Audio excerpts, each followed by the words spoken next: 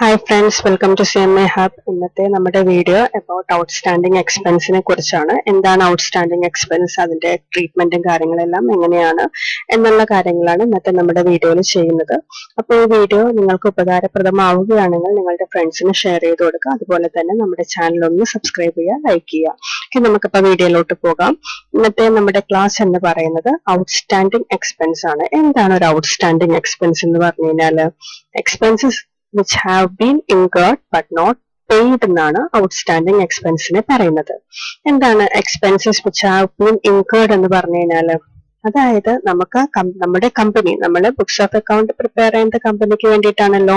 So നമ്മുടെ കമ്പനിക്ക് ഒരു ചെലവുകളുണ്ട്, എക്സ്പെൻസ് ഉണ്ട്, പക്ഷെ നമ്മൾ ആ എക്സ്പെൻസ് മീറ്റ് ചെയ്തിട്ടില്ല, മീൻസ് കൊടുത്തിട്ടില്ല.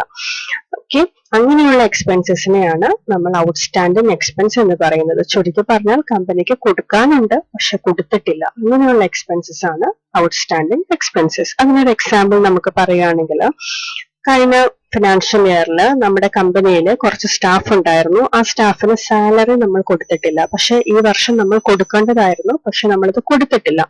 പക്ഷെ അങ്ങനെ കൊടുക്കാതെ വന്നാൽ എന്തെല്ലാം കാര്യങ്ങളാണ് സംഭവിക്കുന്നത്? നമ്മുടെ ഈ വർഷത്തെ പ്രോഫിറ്റ് കാൽക്കുലേറ്റ് ചെയ്തപ്പോൾ പ്രോഫിറ്റിന്റെ എമൗണ്ട് കൂടുതലായിട്ട് കാണിച്ചിട്ടുണ്ടാവും. കാര്യം എന്താണ്? ആ പ്രോഫിറ്റിൽ നിന്ന് നമ്മൾ സ്റ്റാഫിന് സാലറി കൊടുത്തിട്ടില്ല.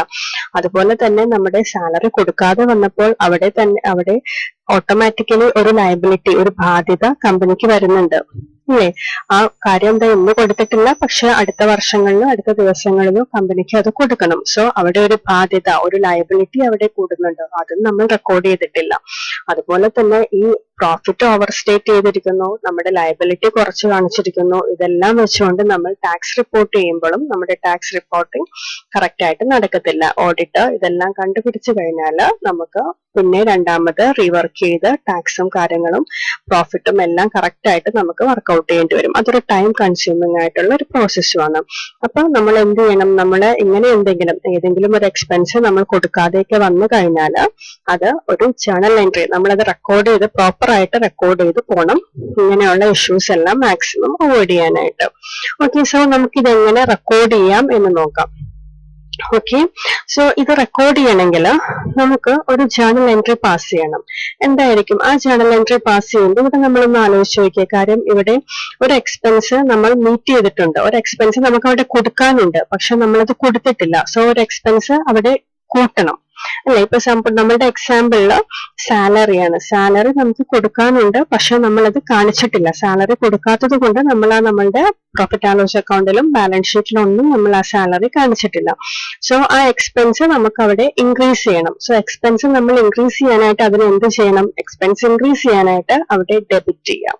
അതുപോലെ തന്നെ ഒരു ബാധ്യതയും കൂടി അവിടെ വരികയാണ് സാലറി കൊടുക്കാതിരുന്നപ്പോ അല്ലെ? സോ അതിന് നമ്മൾ ലയബിലിറ്റി ഇൻക്രീസ് ചെയ്യുന്നുണ്ട്, ഒരു ബാധ്യതയും അവിടെ ഇൻക്രീസ് ചെയ്യുന്നുണ്ട്. സോ ലയബിലിറ്റി ഇൻക്രീസ് ചെയ്യുമ്പോൾ അതിന് എന്ത് ചെയ്യണം? ക്രെഡിറ്റ് ചെയ്യണം. ഓക്കെ, അപ്പൊ നമ്മുടെ റൂൾ അപ്ലൈ ചെയ്തു. അപ്പൊ നമുക്കിനി ജേണൽ എൻട്രി എന്താണെന്ന് നോക്കാം. ജേണൽ എൻട്രി വരുമ്പോൾ ഇവിടെ എക്സ്പെൻസ് ഇൻക്രീസ് ചെയ്തു. സോ എക്സ്പെൻസിനെ നമ്മൾ ഡെബിറ്റ് ചെയ്തു. ഔട്ട്സ്റ്റാൻഡിംഗ് എക്സ്പെൻസ് എന്നുള്ള ഒരു ബാധ്യതയും നമ്മുടെ കമ്പനിക്ക് വന്നു. ആ ലയബിലിറ്റി നമ്മൾ ക്രെഡിറ്റ് ചെയ്തു. So expense account to outstanding expense എന്നാണ് ഔട്ട്സ്റ്റാൻഡിംഗ് എക്സ്പെൻസിന്റെ ജേണൽ എൻട്രി ആയിട്ട് വരുന്നത്. ഇനി നമ്മളുടെ പറഞ്ഞ എക്സാമ്പിളിൽ എങ്ങനെ എഴുതാൻ പറ്റും ഈ ജേണൽ എൻട്രി? ഇവിടുത്തെ എക്സാമ്പിൾ എന്താണ്? സാലറിയാണ് നമ്മൾ കൊടുക്കാതിരുന്നത്.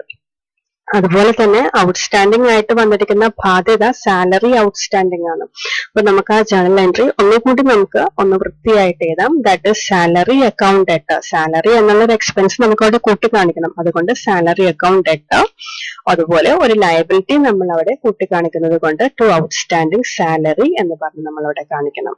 ഓക്കെ, അപ്പോൾ അതാണ് നമ്മളുടെ ജേണൽ എൻട്രി. ഈ ഒരു ജേണൽ എൻട്രി എവിടെയെല്ലാം റിഫ്ലക്ട് ചെയ്യുന്നുണ്ട്?